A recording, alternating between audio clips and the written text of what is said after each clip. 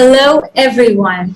I am Hitab Alvi, the ambassador of Team Bridge Pakistan, and I welcome you all to the ninth episode of the Bridge Writers in Conversation.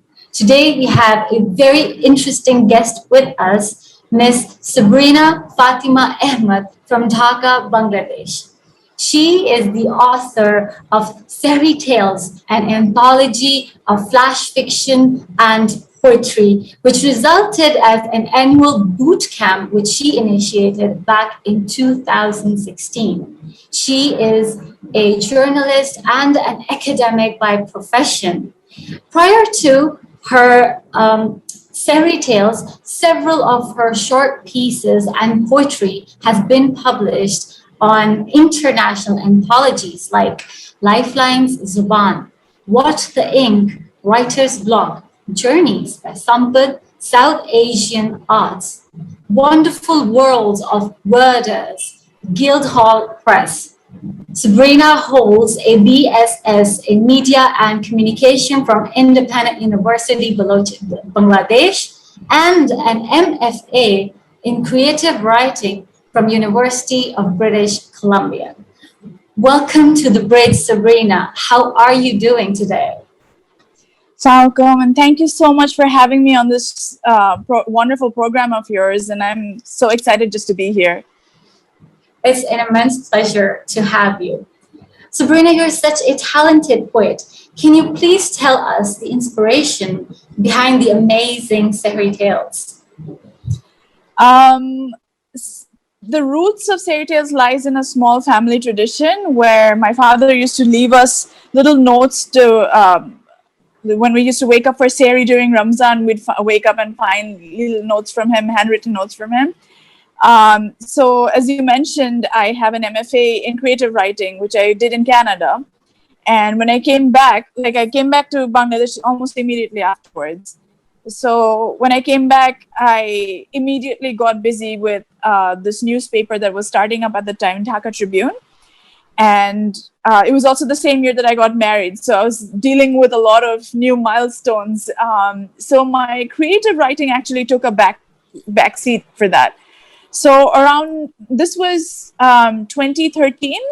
So around 2016, I remember right before Ramzan started, I was feeling very burnt out. I was like, oh my God, so many years have passed and I haven't done any creative writing.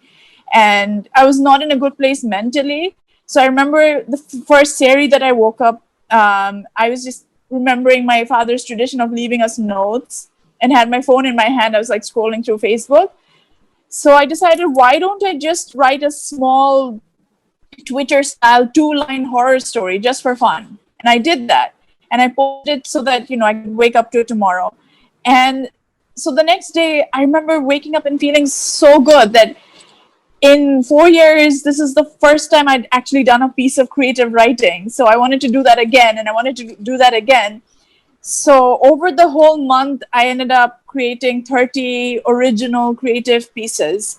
And prior to this, actually, I hadn't really done much in terms of poetry. But during this entire exercise, I was experimenting with sonnets, with limericks, and all these forms, and flash fiction, which I'm more used to. And by the end of the month, I had realized that I had broken through my writer's block. I was feeling really good, at a good mental health level. So I thought that this was a good thing. So I tried to do it the next year. So when I did it the next year, I realized that people had been following that, and there was this online book club called Litmosphere. It's Bangladesh's greatest, biggest online book club. They approached me and they were like, we really like this challenge of yours. Can we participate? And that's when I realized that this would be bigger than myself, bigger than a self-challenge. And we collaborated. We did 2 rounds. For the next 2 years, I worked with them to do the Sehri Tales on their platform. And then from 2019 onwards, I brought it onto my own platform, and it just became like this annual challenge. It is wonderful how Sehri Tales serve as a healing modality. And do you think it served not only as a healing modality for yourself and all those people who jumped on board? Actually, I was completely blown away because I knew that it did a lot for me, like on my mental health level, and helped me creatively. The first year that we were doing it, towards the end of Ramzan, we had the Holy Artisan a terror attack, and I remember being so terrified and trying to write that up in short like prose, not exactly fiction but like creative nonfiction, right? So it took on a documentary quality for me. So when I started working with Litmosphere on this, and the first timers who tried this, they started like talking about things that they had never talked about before. Some people talked about their depression. There were some people who talked about childhood like abuse and bullying and how they felt about it, and they were able to cope with it. And we got so many emails and letters saying that this allowed them to like take ownership of those feelings again. So far the response has been amazing, and I honestly think that I didn't found Sehri Tales so much as Sehri Tales discovered me and like allowed me to like help other people through this. So that's kind of how I see it. Amazing how these things create such massive ripple effects. I am really amazed with how I still haven't processed it. I know it's been like 4 or 5 years, but I still haven't processed it properly. This year, particularly 2020 and 2021, we were going through the pandemic, right? So then it took on a different dimension because people were trying to cope with the lockdown, trying to cope with the terror and paranoia, and they wrote about that as well. So it has worked really well in terms of writing as therapy, and that's the direction we're taking it now. Wonderful. What challenges did you face while paving way for Sehri Tales? How did the people respond to it at first? Um, I would say overwhelmingly the response has been positive. For me, the first year was just it became an endurance test. Like it's easy for the first week, and then if you're fasting, you're waking up for seri, and you're hungry, and you're tired, and your body's weaker, and then you're forcing it to be creative. So it became like a marathon. And for first timers, it's also a challenge because they were like, okay, what is this? Like it feels good, but it's also very exhausting, and we were tweaking the format a little bit because I didn't want to get too rigid with everyone, particularly beginner writers. So it took a little trial and error, but I think right now we have achieved the perfect balance, which is I put up a prompt every night, like during Ramzan, and we give them a window from midnight till dawn to compose whatever comes to their mind. And it has to have a word limit of 250 words. And there was a little resistance because people wanted to write longer pieces, and I was like, if you can nail the 250 word limit, you can write longer pieces, but you have to learn how to do it in the shorter word limit first. So that took a little resistance, but once people got into the groove, they realized that no, this format really works. So overall it's been positive. No real horror stories actually. Amazing, amazing. So the name of your book is Sehri Tales, and one Yeah. cannot resist being intrigued. Is Sehri time the muse for the outpouring, or does fasting have a certain impact on boosting creativity? I can't say with absolute certainty, but definitely the stories were inspired by Ramzan and that period, that quiet period during Sehri.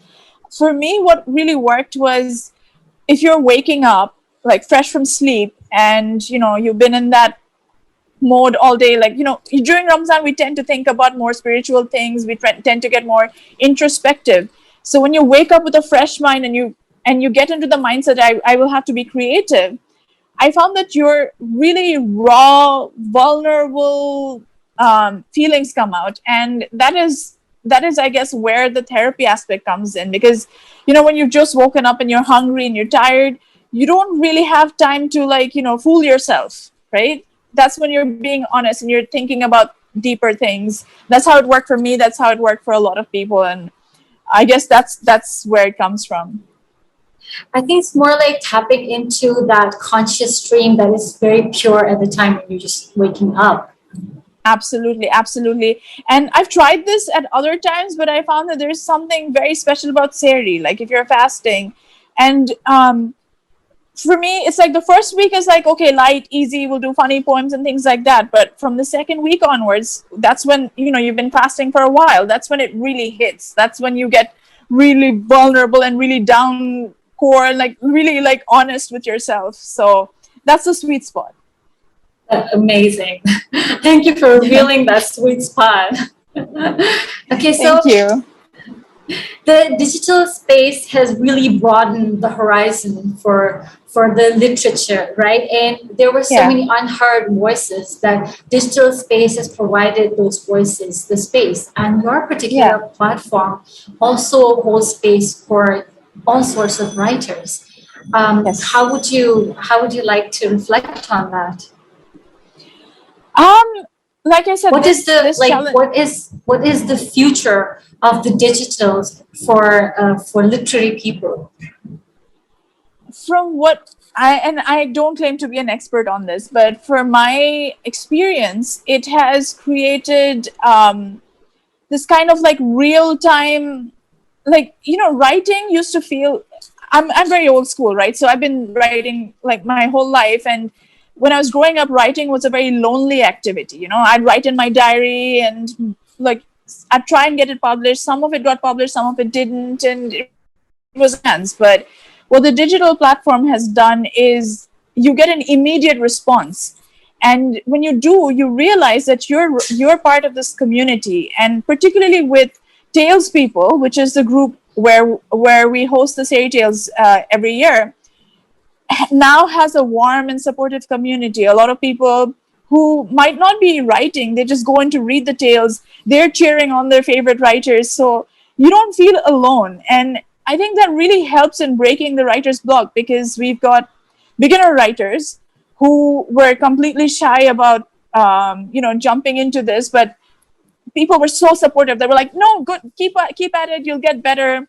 There were more accomplished writers who hadn't been doing this for a while, and there was a lot of good feedback for them. For me personally, every year I will be questioning myself, like, can I reach the finish line this year? But then people will be like, no, you've been doing this so many years. So just building that community and letting you know that writing doesn't have to be a lonely exercise. It can be um, a real sharing of stories. And also, because you're mindful of people's attention spans, you are forced to kind of like distill it down to something brief and entertaining, and you can tell by people's reactions like what's popular, what's not. And in those ways, the online community has really impacted writing. But on the other side, there's a flip side to it. If you're like in And let's say social media does have a very narcissistic component to it, right?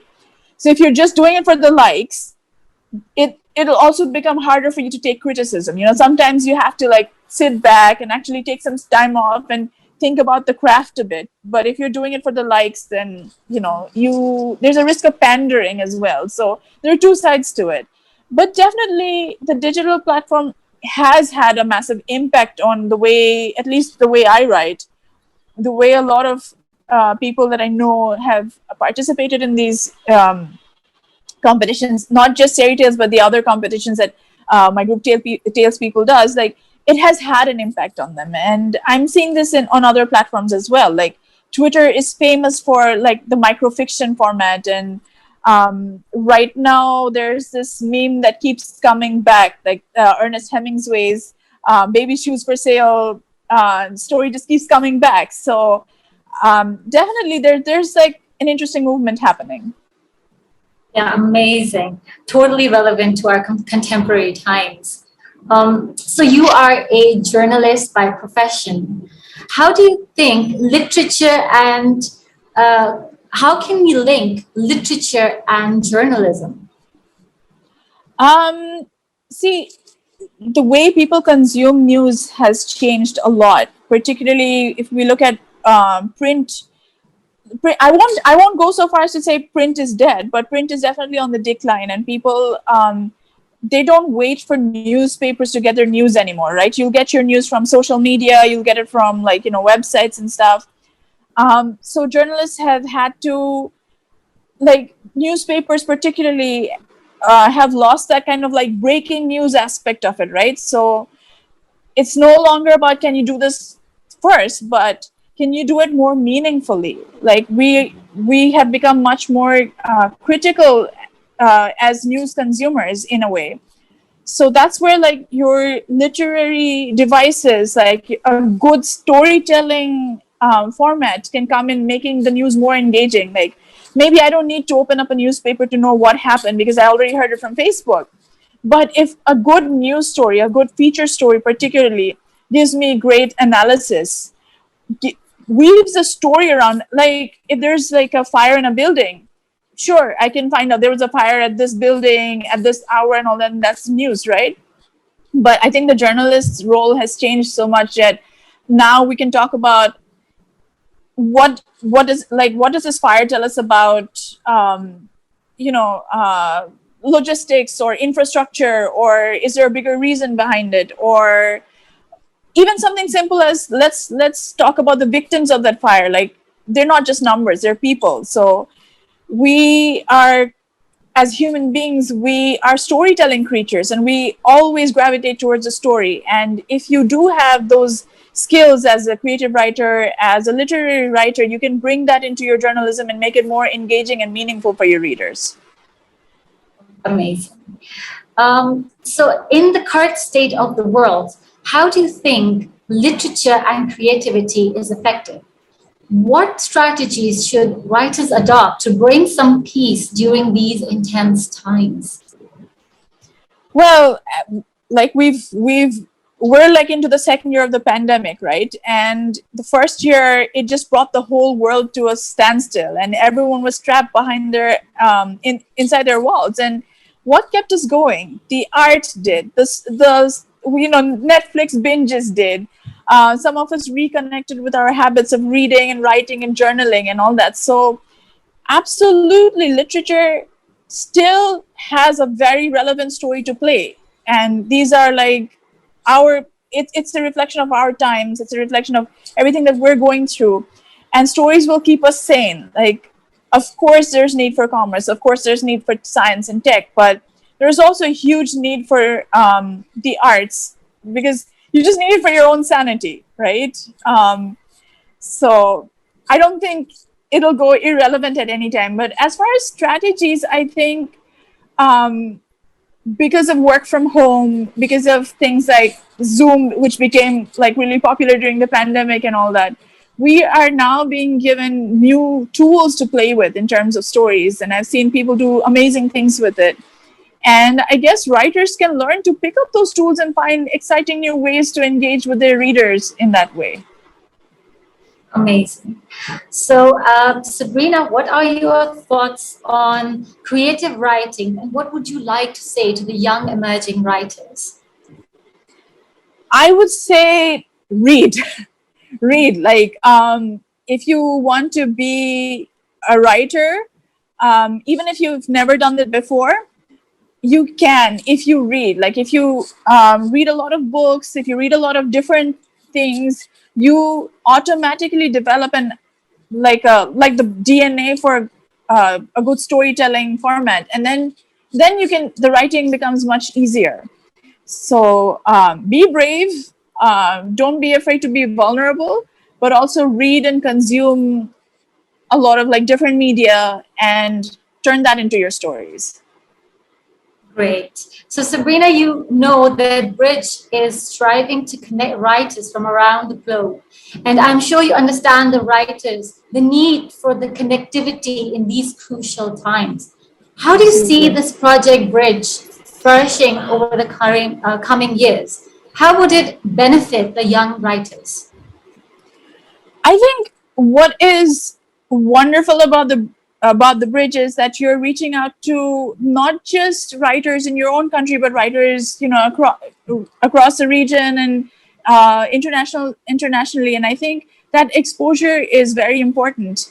Um, you know, um, on one hand, to expose the younger writers in your own country, like just to give them a platform for the world to see their work, but also to show them a variety of what's out there. Because for the longest time, we've been exposed to one, like let's say a Eurocentric or an America-centric kind of like flow of like entertainment and literature, which has shaped our writing. But things are changing now. We have our own way of telling stories. We have our own cultures, and being able to connect to that only makes our writing and our literature richer. So kudos to you guys for like having this platform and giving young people, not just in your country but in mine and all these participating countries, a space to connect and to share. And only by sharing these can we, like as you say, bridge the gap. So yeah, definitely good job. Thank you, Sabrina. That was so lovely of you. In the end, can we get recital from you? Okay. I think I'm going to read from the book. And there's this, like I said, I didn't really pay much attention to form at all times, but there's this one poem that's really special to me, and it's dedicated to my aunt. I lost her to Alzheimer's, and like I said, mental health was a big part of what Sehri Tales is. And so there's this poem that I wrote for her called Blank, and it's dedicated to her. So I'll just read that one out. It's a little sad, but I also think that it's one of my most honest pieces of work. We lost her piecemeal. Here's the deal. She felt it coming first, so she raged, and put up a fight. Surely not her, we reasoned. Not this seasoned mind, not with that thirst for knowledge and her militant discipline. But we weren't the ones rolling the dice. At first, it was an elusive word or phrase, slipping from the mind while she gave chase, and then the cracks grew bigger, widening with vigor. Skin collapsed against bone, and she landed in bed and stayed there as she bled memories from her head. Dates, names, faces, situations, and places gushed out and blew away. I don't know what hurt worse, when she knew me or when she didn't. The last time I saw her, she smiled, and I bit my lips so I wouldn't give in to the tears that were threatening to breach the bank. She closed her eyes, and when she opened them next, they were blank. It's So that was the beautiful. one. One can totally see the struggle. Yeah, it was hard, and just writing about it helped me like cope with it, because I didn't allow myself to grieve her for the longest time. But this was my way of like just opening up about how I felt. Amazing. Thus, the healing comes through Absolutely. verses. That was Absolutely. very beautiful. Would you like to give out advice to our viewers? Find us on Facebook. Find the group Tales People. Join us. Maybe next Ramzan we can all write together. I welcome writers for the bridge to join us as well, and let's heal together. Thank you so much, Sabrina, for sharing your beautiful thoughts with us. And we hope to see you again on multiple portals of Bridge. And I'm sure all our viewers have learned a lot from today's session. I would like to remind once again that Bridge is an absolute platform that is striving to facilitate amateur as well as published writers on our platforms. And there is an abundance of creative writing opportunities that you can enjoy. So visit our website at www.bridgethenations.com. Also, stay tuned for more interesting international and renowned personalities. We will see you soon. Allah Hafiz.